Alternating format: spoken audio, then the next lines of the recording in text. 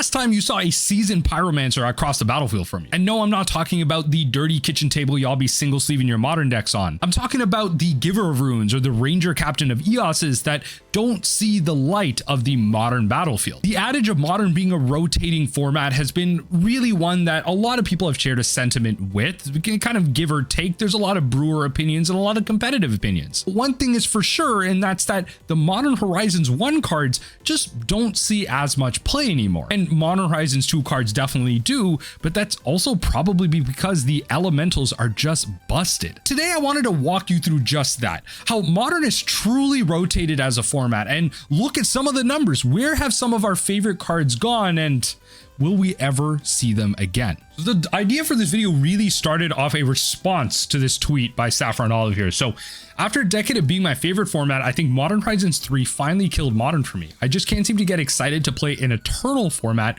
where a huge percent of playable cards are from a recent direct to modern set. Now, Eternal's in quotes because Eternal refers to formats where all sets are legal, so the only true Eternal formats are EDH, Pauper, Legacy, and Vintage. Modern doesn't have that, but because it's had so many years on it, it kind of has that soft feeling to it.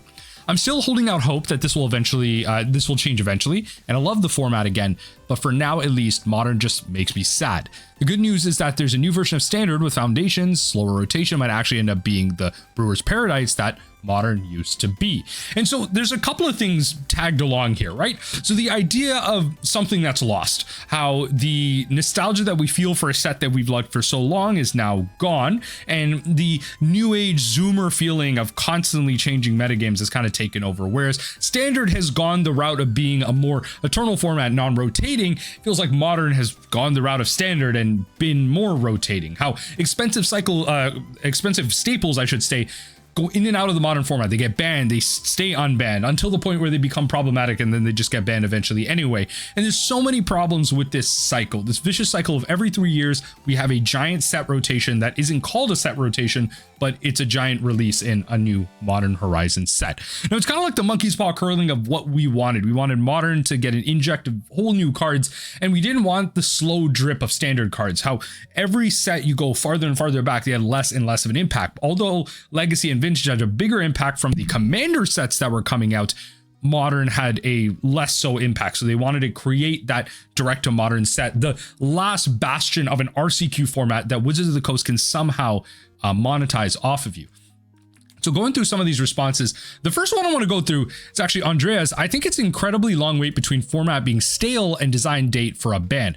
Nadu should have been banned 1 month before it did, and the same happens now to the One Ring, that even one more month before, making the format stale for even longer, which I agree. I'm actually going to go through a bunch of the bans themselves and really show you the frequency to where they actually happen. Mason actually agrees here, saying, I think they have mismanaged the bans. I totally get the Modern Horizons isn't for you argument. It's a preference after all, but damn, have they dropped the ball on banning since the F.I.R.E ban, while maintaining a hard line that they're not. And the idea that they're trying to kind of pace them out more so that people can have a good gauge on, you know, when they should get cards and when not. People have a really hard time buying into decks because they're like, oh, this is going to get banned. Now, if they tie them to the competitive season, which they have now with the RCQs, then as the Modern RCQ season currently finishes on December 16th, we're going to see a new ban.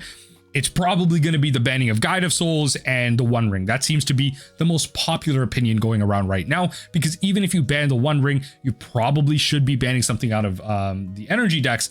But honestly, even if you ban something out of those, Frog is just going to be the best deck in the format. Frog is the best deck in Legacy, and for many similar reasons, it can be the best deck in Modern. It's very different how it plays out in Legacy, but it is really just one of the best, if not the best, blue threat in Modern right now for a lot of tempo purposes.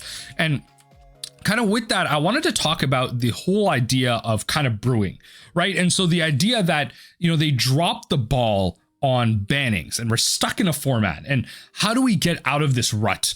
And this is kind of soft criticism. This isn't anything against F.I.R.E's MTG here, but it's kind of the criticism of going back to nostalgia. My criticism of formats like pre-modern and their newly named pre-F.I.R.E format. They created a format called pre-F.I.R.E, which goes from 8th edition till Ravnica Allegiance. It's a brand new environment with classics like Twin and Pod and brand new cards like Glimpse Legal. Check off the first matches here. Now, the reason I don't like this is that it's kind of just like taking community focus away from like a real problem.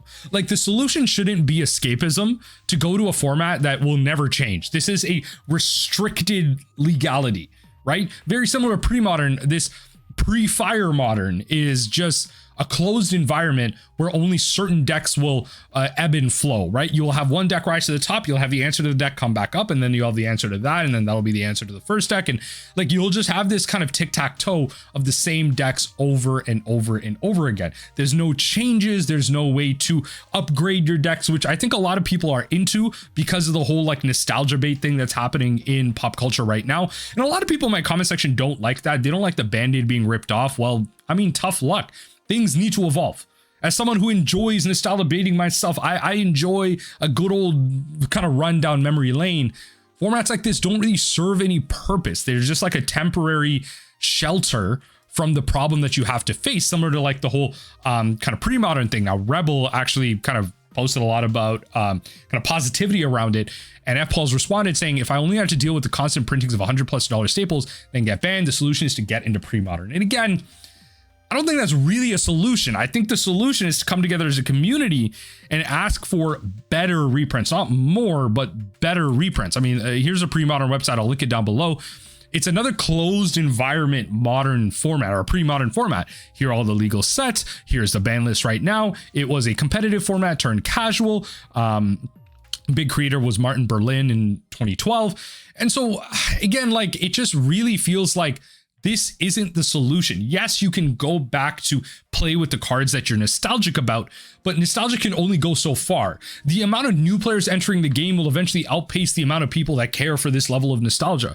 Those new Zoomers don't really care for playing with Mana Vault and Land Tax or Memory Jar or anything like that because they're coming in through Arena. They're now coming in through Foundations, maybe going into Pioneer. And so a lot of these cards and formats don't really matter to that sense. They're not RCQ formats. They're not competitive formats. They're casual formats that don't really see widespread acknowledgement throughout LGSs. If you're able to get like an LGS league going, that's fantastic. I'm happy. I hope that many of you that enjoy pre-modern or pre-F.I.R.E modern, if you enjoy that as well, get to create that LGS environment. I just don't think it's productive, right? Like we need to be able to go back and think about situations like this, where this person says, I feel kind of the opposite. Modern before it felt dormant. New cards may come and go, and you can explore new strategies more. I love seeing how decks rise and fall in the metagame. Modern videos became much more enjoyable. And so they're kind of embracing that other side. So instead of looking at the glass half empty, they're looking at the glass half full, still acknowledging the fact that there is a problem, there is a churn, but what does that churn mean for the average player? I would assume that I think a lot, like for the average player, modern isn't that crazy. Just like for the average Magic player, Magic isn't dying because the average Magic player doesn't interact with all this content. The average Magic player doesn't engage with all this vitriol that exists online, which is why you see such a difference between casual EDH pods and the ones that people complain about, and then the competitive EDH pods. Like there's so many subsects, right? And so the idea of the FNM hero going to locals and really jamming out a couple of games of modern, and that's their, they get to play modern 8 games out of a month, maybe 8 to 12. They'll maybe go to the LGS like once a week, play 3 rounds, play 4 rounds, whatever it might be. And that's their time to engage with Magic. And that's like part of a larger issue. And I think in that small kind of subsect, they see a format evolving. And in many ways, the frustration then comes if their deck isn't good anymore. But in a wild kind of metagame where decks ebb and flow and there is someone that's playing the metagame, there presumably are other people that may not necessarily be playing the metagame, and they're not exactly ready for that rogue deck to come in and beat them. They're more ready for the metagame. And obviously there are situations where cards like Fury and Grief and all these busted cards that are now banned are much better against these decks because they're generically good cards. But that's not necessarily like universally true. We see in modern time and time again in these rare scenarios where these archetype specialists come out, win these challenges, win bigger tournaments. We constantly see decks get churned out in the 5-0 list. There are decks that can be successful. If you go to the tier 2, heck, even 3 and 4 of modern, the metagame is really diverse. It's really, really diverse. The top of the metagame at the challenges is where things become problematic, and the average Magic player is not going to an RCQ. They're not going to an RC. Maybe they're going to an RCQ, but they're not going to step up being the RC.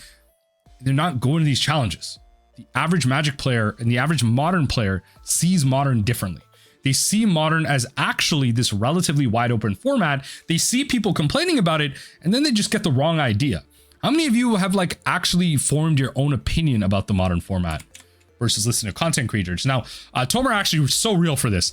The irony here is that MH3 got previewed, everyone is praising it, and in ultimate hype mode, Brewer's Paradise Gold set. And it sounds like crazy, even though the end result is painfully obvious at this point.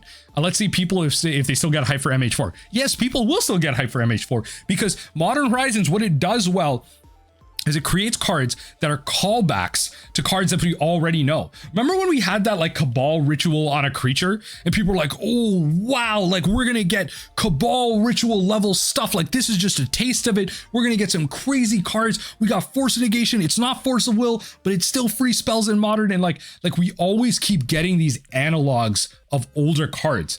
The set is still nostalgia baiting you, right? It's still doing what pre-modern and kind of pre-Fire Modern or whatever, like all these formats are doing anyway. It will get you in, it will get you to brew, it will get people buying, it will have cards flooding the market, we will have active bans, we will have active churn. And in many ways, I am a proponent of unbans. I think there's a lot of cards on the Modern ban list that could be unbanned. The whole argument is whether or not they add to gameplay. That's a whole other situation, but I don't want to see an extensive ban list that's like unapproachable, right? Like if your ban list takes up a whole web page and it takes me like 4 scrolls on a mouse wheel to get down, that's not a good format. So I think as we add to these bans, like I think sure, let's add to the ban list, but we should also then equivalently like unban certain cards. Certain cards will never be unbanned, like Oko Thief of Crowns, or that 1 mana like snow artifact that draws a card and can filter. Like there's certain cards that will never leave the ban list, but there's certain cards that like, why are they still there, right? Like, why is Glimpse of Nature still there in a world of Orcish Bowmasters? Yes, it probably will lead to some type of busted combo, but like maybe that's better off than dealing with energy. What is the play pattern that you would rather deal with? I don't know. Like, would you rather play to find your sideboard card to deal with the Glimpse of Nature, or would you rather play whatever the hell the One Ring soup is of the Modern format right now? There is brewing to be had, but also the brewing kind of stops because at some point people look at the rares and mythics and they're like, oh, what's the free spell? Yeah, that's a busted card. What is the best cards along with that? Oh, it's an existing deck. Great. Throw it in there. That's the brewing you get at the top. But at the bottom, there still is a good amount of diversity for the Modern metagame. Now, the whole topic of this video really came about from this Brian Kibler tweet here. I found a box of Modern Masters on my shelf a couple weeks ago and wondered if literally any card from that set sees Modern play anymore. And like, I mean, look, this person responded here: Blood Moon, Lotus Bloom, Pact of Negation, Summoner's Pact, Spell Snare, Tribal Flames, and Storm cards kind of just sort of Chalice of the Void and Aether Vial. So not super terrible, but being like 50-50 between rares and commons is not ideal. In a format so big, only 1 or 2 cards per set being playable is a great goal. And I think this is actually a great response. Like, yes, certain cards will not be playable anymore. You can't have your sets from 5 years ago have all the rares be playable. That's not a good format. And let me just be honest here. That's not a good format. That no format like that exists. Pioneer will eventually turn into what Modern is right now. With the amount of sets going into it, it will eventually turn into what Modern is right now. What is the solution, folks? What is the solution that you want? Why do you want stagnancy? Why don't you want change? I'm not going to get into a whole thing about like problems with your own personal lives. Y'all really hated it when I ripped off the band-aid and gave you all the truth in one of my previous videos. So I'm gonna leave that to y'all. Y'all can go kind of figure out your own lives that way. But when it comes to really analyzing the Magic formats that you like, why is it a problem that the cards from Modern Masters specifically, this isn't Modern Horizons 1, 2, or 3, Modern Masters, the reprint set, why is it that those cards don't see play anymore? And some of these do. Lotus Bloom, niche play. Blood Moon definitely does see play. Pact of Negation, Summoner's Pact in the Titan decks, 100%. Spell Snare, low-key goated card right now. Tribal Flames, of course, namesake card in one of the decks here. Some of the Storm cards. Chalice of the Void, yes, in the Tron decks. Aether Vial, maybe. Niche play. Again, if you go to the tier 2, 3, or 4, it does see play. Now, I was kind of going down my follow list trying to find F.Pauls here, but yes. So the way I wanted to really look at this is go back to the Wayback Machine, right? One of my favorite websites. Love this internet archiving thing. you should be archiving a lot of what you're doing. I think the internet is taking away so much, and the whole dead internet theory, and look, go down your own rabbit hole, archive what you can. Okay, a lot of the internet is being lost. A lot of pieces of information are being taken away from us, which is why I like the Wayback Machine. So we can start with the modern metagame page from MTG Goldfish, and we can start with the modern metagame from January 29th, 2024. Earlier this year, just earlier this year, where was the modern metagame before Modern Horizons 3? Well, it was kind of crap. Rakdos Scam at almost 15% of the metagame. Murktide region was still around. Amulet, Yawgmoth, Crashing Footfalls.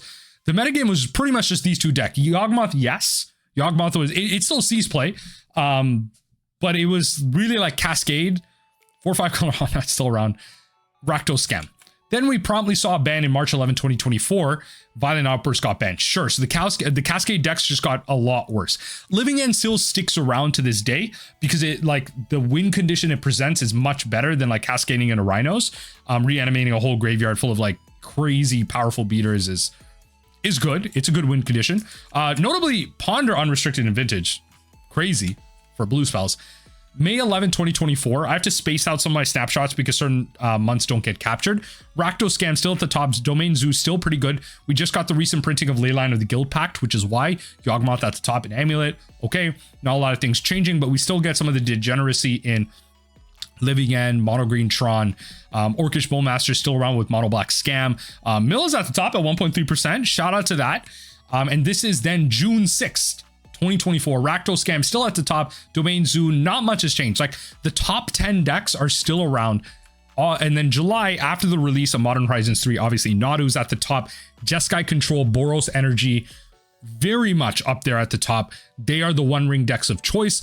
Boros Energy being the mid-range deck of choice. Jeskai Control is a control deck. Bant, Nadu, and Ruby Storm are then the control decks of choice. Or sorry, the Storm decks, the combo decks of choice. Mono Black mid-range, especially with Grief around. And then in August, just kind of soon after, this is July 16th. In August 26th, we get not only the Pioneer bans and the Vintage stuff, but Modern Nadu and Grief is banned. So Nadu's gone. They wanted to make sure Grief is gone as well. That pretty much kills Mono Black mid-range. A lot of people were talking about how Mono Black mid-range is like better without Grief. Doesn't matter. The One Ring and Energy are just much better from there. And then now we get the current modern metagame where we're at now in November. Boros Energy at the top, Mardu Energy close behind it. Almost 33%, almost a third of the modern metagame is the One Ring, is Energy. And I shouldn't just say the One Ring. The One Ring is 50% of the metagame. Almost 50% of decks in the modern metagame are playing the One Ring. Almost 60 actually from yesterday's video. But Energy is almost a 33% representation out of the whole modern metagame available. The combo decks actually are having a great time because the combo decks are able to beat the Energy decks really well, which is why Belcher, Grinding Station, even still Ruby Storm for its pilots, Living End. A lot of these decks like have a hard time because especially something like Ruby Storm, it's not really like pilot friendly. It doesn't see a lot of play outside of tournaments because you have to do a lot of clicking. A lot of people aren't a fan of that. And so decks like this generally have like a lower popularity. I feel like Ruby Storm generally is still like just a lot better than most people give it credit for. Albeit if something like Consigned to Memory is in the sideboard of like all the blue decks, so like in Dimir Murktide, then being able to counter the Storm trigger is still pretty powerful. So there's a lot of counters to it. But again, combo decks to beat the Energy decks to beat everything else. Murktide decks because like holy Psychic Frog is an insane threat in all the formats that it's legal in. So that's where we're at with Modern right now. Now, I want to look at the Modern metagame in 2019. Now, this is when Modern Horizons 1, like this is the year Modern Horizons 1 came out. August 16, 2019, Hogak Summer, baby. Hogak Summer. Remember when Faithless Looting was illegal? Is it Phoenix is at the top? Prowess should be up here. Summon Humans was a deck. Jund was a deck. Tron was a deck. Oh, Lord. I know y'all getting nostalgia baited on this screen. Y'all loving this screen with Hogak at the top over here. Vengevine, Bloodghast, Gravecaller. August 26th, everything gets nuked. One of the worst bans I've ever seen. Faithless Looting gets banned. Rest in peace. Faithless Looting gets banned. Ban Endurance, unban Faithless Looting. Hot take, save the modern format by banning Endurance, unban Faithless Looting. Get people to make legitimately real decisions when it comes to graveyard hate. And maybe we can save the format again. Let me know what you think in the comment section down below, but that is how I would save the modern format. Ban Endurance because then Endurance would be like the de facto graveyard hate piece. No bias here as a mill player.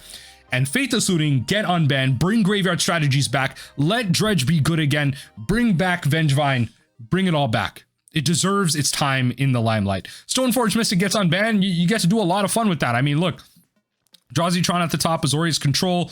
I remember when Path to Exile and Jace the Mind Sculptor were good in Modern. Again, I'm trying to get to the point of Modern Horizons. I mean, Dredge still trying to do its best with that being banned. And then kind of continuing down the line of 2019, we are now looking at the most played cards. So this is most played as of December 22nd, 2019. Oko Thief of Crowns. This is premium F.I.R.E design, folks. Do these cards still see any play? No, because what I'm trying to highlight is a lot of these cards have just been banned. Constant churn in the Modern format. That in itself is the problem. It's not that cards aren't being played anymore. The cards that are being played are being banned, and their supporting cards out of the Modern Horizon sets have been constantly banned. And so the siloed design of the Modern Horizon sets, not meant to work with the standard sets of the year, not meant to work with each other in terms of Modern Horizons 1 versus 2 versus 3.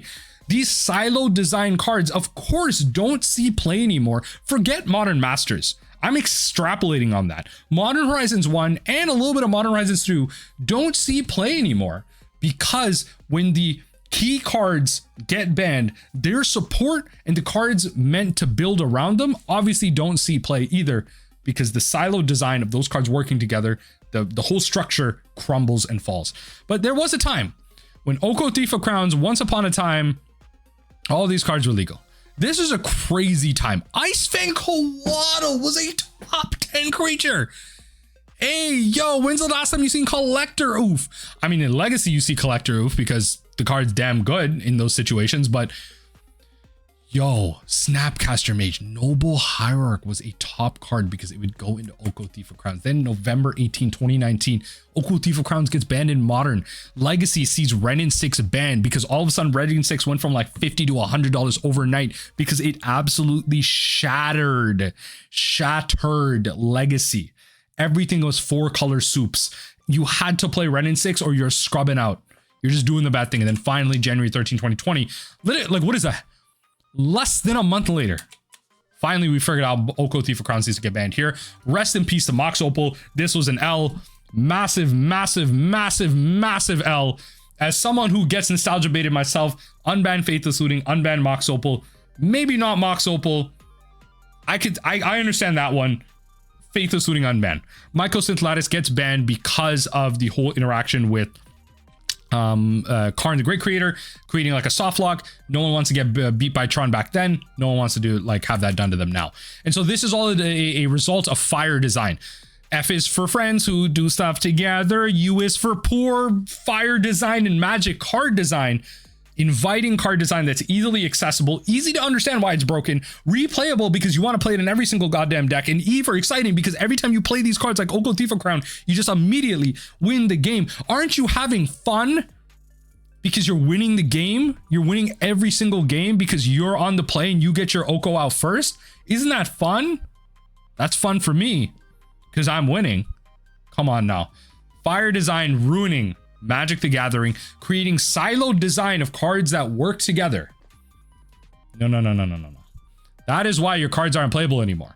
The most played cards in Modern, December 25th, 2020, before that ban. Actually, no, after that ban. What am I saying? Yeah, so this is later that year. Path to Exile was the second most played spell. Engineering Explosive, Croxa, Skyclave Apparition, Uro, Titan of Nature's Wrath. Why the hell is this card still legal? Loros of the Dream Den, of course. This is like peak COVID time. This is when like quote unquote Magic was dying. You know, Ikoria poorly sold because it was like, you know, we had no paper Magic because of the pandemic, but Seasoned Pyro, Stoneforge Mystic, Giver of Runes, Auriok Champion, especially Auriok Champion because the amount of red in the format. Like, when is the last time you saw these cards being played? Of course, Forest and Island are some of the most played cards. Uro was damn legal. Of course, Mountain is around as well because aggro is clearly at the top. Like, when is the last time y'all saw these cards being played in Modern? You haven't, because they keep getting banned. The cards that support them get banned as well. And we keep seeing churn. Like, every year is 3 to 4 bans. 3 to 4 ban announcements. And I feel like with that, like, we're okay with that. Like, when's the last time you thought about the fact that every single year, even this year, We're going to have 3 to 4 banned and restricted announcements. Huge shakeups in the format. Forget the fact that like Commander was turned upside on its head because a couple of people decided to make death threats. A couple of losers decided to make death threats.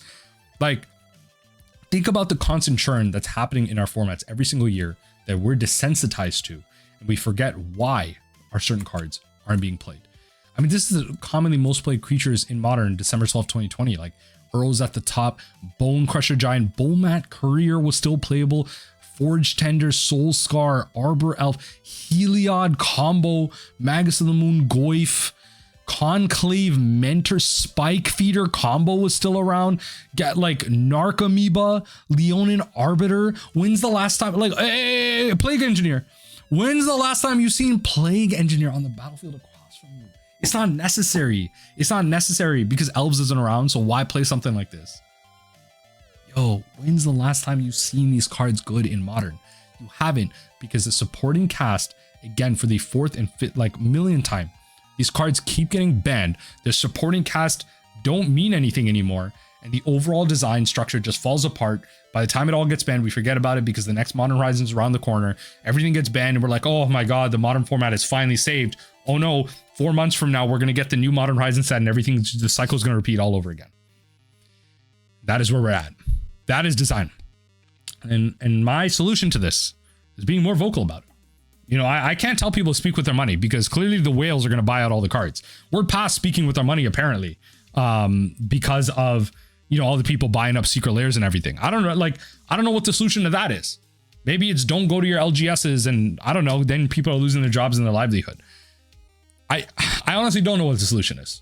I think about it every single time and then there's always a problem with it. What is the solution to all of this at all? Do we just accept it and move on and just have our favorite formats ebb and flow? Is Modern now officially going to be forever be a rotating format with no solution and we should just deal with it instead of people like leaving, like, I'm going to go play Pioneer, whatever, play your fetch list format. I don't care. That form, I can't get into it. I have my biases. I can't get into it. Right. This is the format I've invested into. It's the one I have the most time with. This is where I'm stuck. And so I enjoy it still in many ways. I do enjoy it. But also I'm privileged because I also enjoy other formats. So I can always step away from Modern when I'm getting tired. I'm not constantly stuck in a rut that other people are because they don't have the resources to get into other formats. They're not the ones, you know, I'm not like them where they only get to play 8 to 12 games of Modern a month, where they go to the LGS and that's all they do. I have the time to enjoy other formats and I'm able to space apart my enjoyment of the game and the cards that I have access to, which is how I get away from this rut of how Saffron Olive is feeling. Of course, as a content creator says himself that plays so many games, he does get stuck in it. And I don't blame him. This is a valid sentiment of not having Modern not be our favorite format anymore. Just hoping to like maybe kind of conclude as to why. Why is it that your favorite cards aren't playable anymore? Why is it that we see constant churn? Why can't we get any type of stability? It's F.I.R.E design. It's poor design at the end of the day. And it's just how we want to be sold cards. Because at the end of the day, people keep buying the Modern Horizon set. Stock is low. To be fair, that could be artificial because they could just like send out a low amount to the distributors. That's a whole other discussion. But there's a whole lot of multifaceted factors. What do you think, though, about the Modern format?